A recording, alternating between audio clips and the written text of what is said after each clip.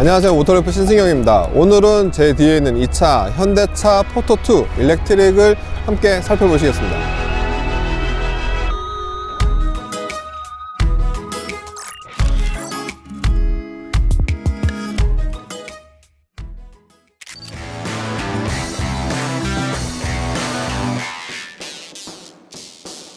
포토2 일렉트릭, 간편하게 말씀드리면 포토 전기차, 포토 EV라고 말씀드릴 수 있겠는데요. 외관 자체는 기존 포토2와 동일하다고 보시면 됩니다. 전용 번호판, 에어 인테이크나 안개등, 그리고 범퍼, 이 하단부가 기존 포토와 다르다. 측면을 한번 와보시죠.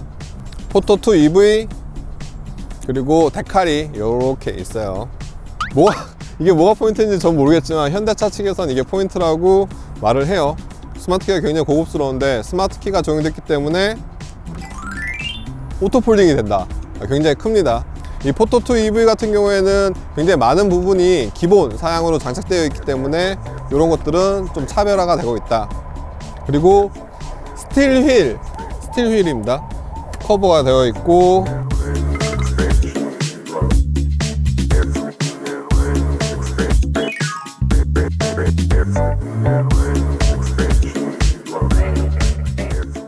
이렇게 뒤로 오시면 충전단자는 이렇게 여시면 지금 배터리가 3칸 중에 2칸이 차 있고 이렇게 콤보 방식으로 되어 있습니다. 여기는 배터리예요. 커버고 요 안쪽으로 보셔야 뒷부분이 제대로 보일 것 같아요. 보통 여기는 공구함, 후면부로 오면 여기 EV가 있고 파란 전기차 전용 번호판, 그리고 리어가드가 있는데 리어가드는 보통 발판처럼 쓰고 있죠. 이렇게 올라가죠. 워셔액을 넣고, 다음 에어컨 필터가 자그만한 게 달려 있습니다. 굉장히 작고 그 외에는 장치들이 없어요. 이 부분이 전기차다 보니까 엔진, 내연기관 모델과 좀 다른 양상을 보이고 있습니다. 슈퍼캡의 초장축 모델인데 슈퍼캡이 뭐냐, 일반 캡이 뭐냐, 많은 분들이 물으시더라고요. 일반 캡, 슈퍼캡, 그리고 더블 캡이 있습니다. 일반 캡은 여기까지 잘려 있다고 생각하시면 돼요. 그 실내가. 그리고 슈퍼캡은 요만큼 공간이 더 있다. 더블 캡은 이제 이 1열과 2열이 있는 부분, 2열까지 있기 때문에 상대적으로 화물 공간이 좀 적다 라고 생각하시면 될 것 같아요. 그래서 일반 캡, 슈퍼캡, 그리고 더블캡, 이 차량은 요만큼 공간이 있는 슈퍼캡 모델입니다. 적재함으로 왔을 때 아까 말씀드렸듯이 이 차는 초장축이라고 말씀드렸잖아요.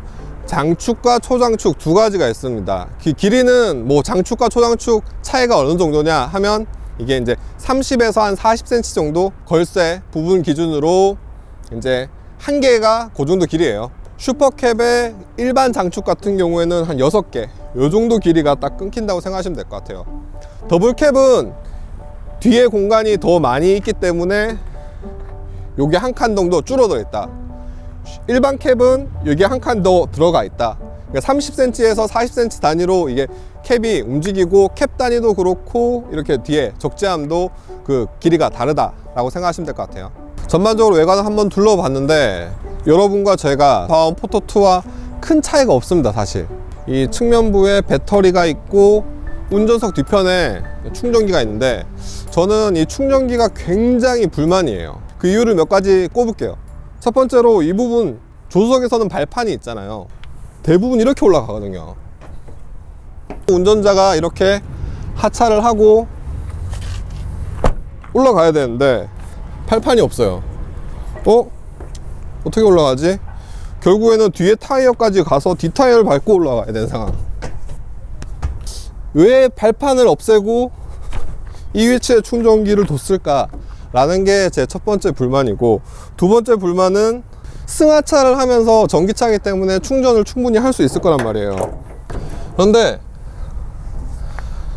충전기가 이렇게 가려져요. 여기 내리면 짐을 실으려고 내리면 이게 충전기가 가려져서 어쩔 수 없이 저쪽 편으로 차를 돌려야 하는.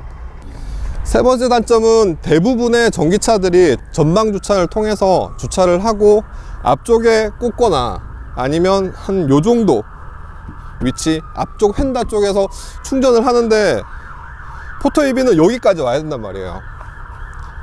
지금 바로 옆에 이제 충전구가 급속 충전기가 있기 때문에 선이 어느 정도 짧은지 말씀을 드릴게요. 한번 보시죠.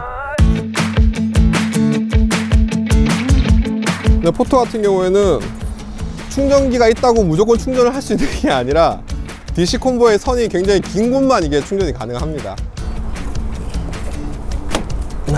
줄이 여기 걸쳐서 떠 있는데 간신히 된 곳이에요. 제가 실제로 한 3군데, 4군데 가봤을 때 충전을 못 했었어요. 그렇기 때문에 그 당시에는 야간이어서 수평 옆으로 주차를 하고 이렇게 충전을 했는데, 오늘 같은 경우에도 겨우 굉장히 타이트한 길이를 가지고 있습니다.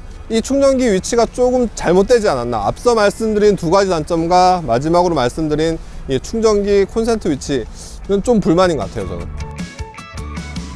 네, 말씀드렸듯이 슈퍼캡 같은 경우 요 정도 공간이 있어요. 대형 화물 차량 경우 여기에 베드룸 공간이 있기 때문에 잠을 잘 수도 있지만, 포터 같은 경우에는 그냥 이런 가방 이런 것들 간편하게 두는 공간이라고 생각하시면 되고, 슈퍼캡이다 보니까 뒤로 이 정도 이렇게 눕힐 수도 있어요. 이렇게 눕혀서 뭐 이렇게 더 눕힐 수도 있고, 슈퍼캡이니까 가능한. 그렇기 때문에 대부분의 개인 운전자, 개인 차량 고객들은 슈퍼캡을 좀 선호하시죠. 예. 사실 3인이라고 하기에는 다리를 둘 수 있는 공간도 제한적이고 시트만 있다 라고 생각하시면 될 것 같아요. 실내 인테리어 같은 경우에는 기존의 포토2와 거의 동일하다.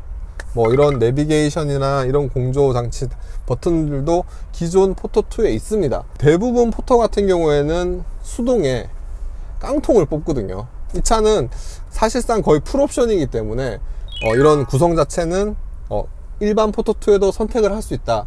다만 뭐 상위 모델이다. 차이점을 꼽자면 계기판이 좀 가장 큰 차이인데요. 차지 에코 파워, 이 전기차에 맞게 다른 구성 계기판 정보를 표시하고 있습니다.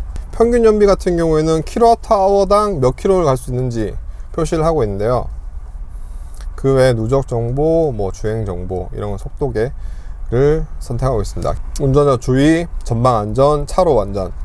차로 같은 경우에는 이 버튼이 여기 위치하고 있어요. 차선 이탈 기능을 껐다가 켰다가 할 수 있습니다. 전방 카메라를 기반으로 이제 차선 이탈 그리고 전방 추돌, 이 2가지 기능을 잡고 있다 생각하시면 될 것 같아요. 내비게이션 같은 경우에는 특징적으로 하나를 꼽자면 지정 장소 외에도 충전소가 이렇게 있어요. 물론 이거 내비게이션도 옵션입니다. 최근에는 스마트폰 정보 내비가 워낙 잘 되어 있기 때문에 굳이 이 정도가 없어도 뭐 괜찮을 것 같아요. 통풍 시트와 열선 시트, 그리고 열선 손잡이. 사실 전기차 같은 경우에는 이 배터리 열 관리가 좀 중요하기 때문에 에어컨을 켜거나 히터를 켜는 것보다 시트 조절을 통해서 배터리를 조금 더 절약할 수 있는 방법이 있긴 해요. 이 기어 노브 위치가 조금 좀 불편해요. 컵홀더 위치까지 좀 당겼으면 어땠을까. 그리고 버튼 자체도 제가 이렇게 정자세를 앉았을 때 버튼을 터치를 못하고, 운전 중에 터치를 해야 된다면 이렇게 숙여야 되니까 운전자 쪽으로 좀 더 당길 수는 없을까. 이거는 전기차뿐만 아니라 기본 포토2에도 고질적인 좀 문제 중에 하나가 아닐까 싶습니다. 전자식 파킹과 오토 홀드, 드라이브 모드 버튼이 이렇게 3가지가 있는데, 드라이브 모드는 거창한 건 아니고요. 이렇게 누르면 에코 모드가 작용을 해요. 0단계에서 에코 모드를 키면 회생제동 2단계가 바로 걸리는 상황. 배터리 관리나 가속 성능은 조금 떨어뜨린 대신에 배터리의 용량이라든가 그런 컨디션을 최대한 관리하는 에코 모드가 있습니다. 리클라이닝도 충분히 가능하고, 여기에는 한 뼘, 2뼘 2단으로 수납 공간이 이렇게 들어가고 있습니다. 이 부분과 이 부분에 결박 장치가 있죠. 양쪽의 장치를 열도록 하겠습니다. 이 부분을 지키고 이렇게. 굉장히 뭐 아무것도 없죠.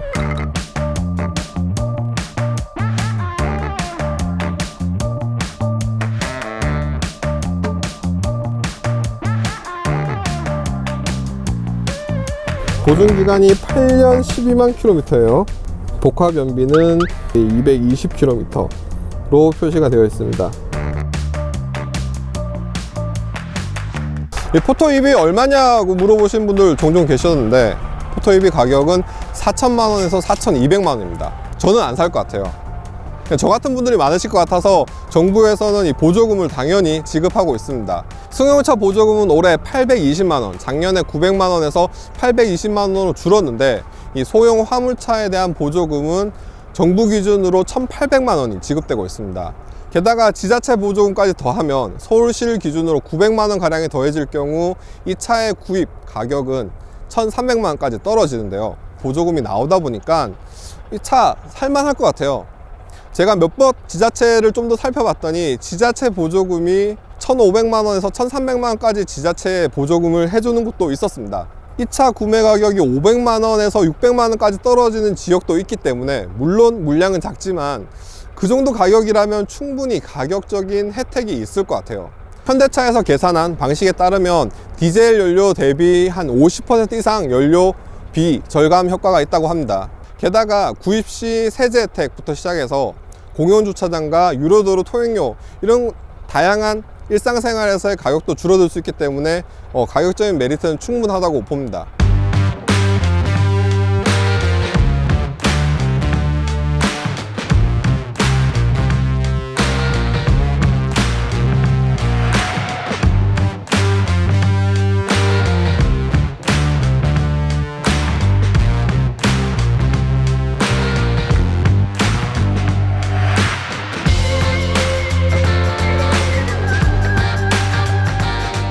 본격적인 주행을 하고 있습니다. 르노 트위지가 실려 있고요. 그 외 기타 부속 장비들이 실려 있습니다. 르노 트위지 같은 경우에는 한 475kg 정도 되니까 뭐 철제 사다리와 이것저것 다 합쳐서 약 500kg의 중량이 뒤에 적재함에 있다고 생각하시면 될 것 같고요. 이 포터 같은 경우에는 1톤을 적재로 표준 적재가 가능하기 때문에 한 절반 정도가 실려 있다 라고 생각하시면 될 것 같습니다. 지금 현재 구간에서는 크루즈 모드로 80 정속을 주행하고 있는데요. 지금 현재 평균 연비는 1kWh당 4km 정도가 나오고 있습니다. 리터의 기준이 아니라 1kWh당 기준입니다. 뒤에 짐이 실려 있다 보니까 좀 더 부드러운 것 같아요. 물론 승차감이 좋다는 건 아니고, 짐을 싣다 보니까 적당히 서스펜션을 눌러주기 때문에 이 차량의 흔들림이라든가 뭐 덜컹거림, 통통 튀는 느낌이 좀 잘 제어되고 있다, 억제되고 있다 라고 말씀드릴 수 있을 것 같아요. 지금 경고음이 깜빡깜빡하고 울렸는데 차로 이탈 경고 장치가 장착되어 있습니다. 차선 유지와 크루즈 컨트롤 뿐만 아니라 차로 이탈 그리고 전방 긴급 제동, 이 두 가지 안전 사양도 장착되어 있기 때문에 보다 더 안전하게 운전하실 수 있을 것 같습니다. 저는 이질감이 좀 느껴지는 것 같아요. 포터를 탔을 때 항상 느껴지던 그 덜덜거림, 진동 및 소음과 달리 그냥 무난하게, 약간 지금 소리가 윙 하고 울리는 그 모터의 소리나 가속할 때 그런 느낌이 굉장히, 한편으로는 좀 미래지향적이기도 한데 상대적으로 굉장히 이질감이 느껴집니다.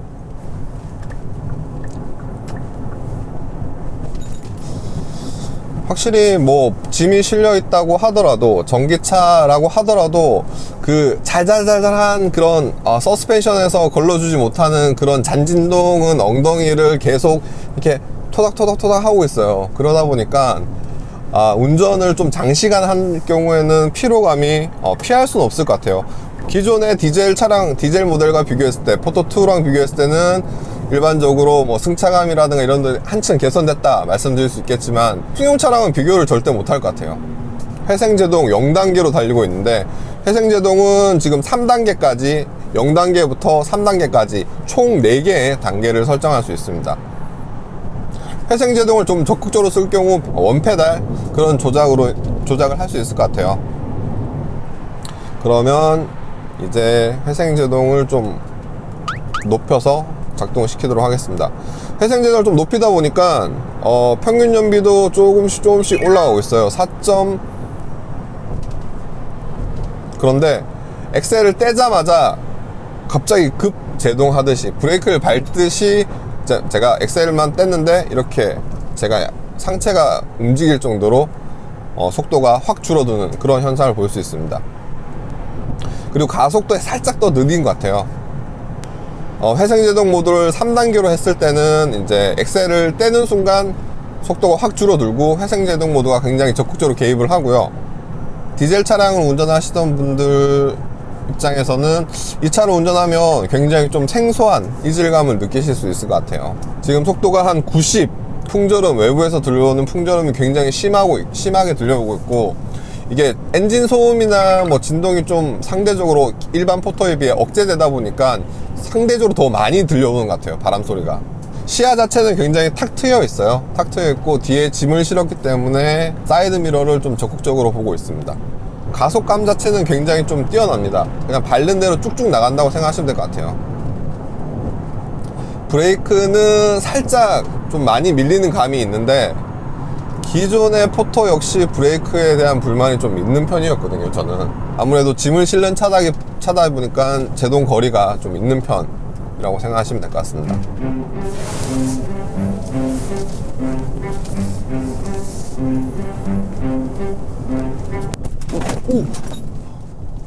속도를 더 줄이도록 하겠습니다. 승용차 운전할 때는 좀 다르게 방지턱을 좀 넘어갈 때는 굉장히 속도를 많이 줄이셔야 된다 말씀을 드려야 될 것 같아요.